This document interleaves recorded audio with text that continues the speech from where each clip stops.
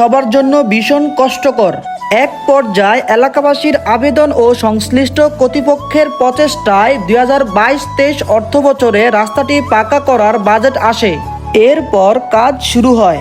তবে কাজ শুরু হলেও নানা ঘাত প্রতিঘাত, জটিলতা আর বিলম্বের কারণে রাস্তাটির কাজ সম্পূর্ণ শেষ হচ্ছিল না। একটা সময় মনে হচ্ছিল রাস্তাটি সবসময় অবহেলিত থেকে যাবে। কিন্তু 2025 সালের অক্টোবর মাসে এসে আশার আলো দেখা দেয় এবং ভালোভাবে কাজ শুরু হয়। আর এখন রাস্তাটির কাজ প্রায় শেষের পথে। আর হয়তো 2 থেকে 1 দিনের ভিতর সম্পূর্ণ রাস্তাটির কাজ শেষ হয়ে যাবে। রাস্তাটির পাকা হওয়ার কাজ শেষ হওয়া দেখে স্বস্তি ফিরেছে এলাকাবাসীর ভিতর। আজ রাস্তাটিকে ঘিরে গ্রামবাসীর মুখে হাসি ও মনে শান্তি।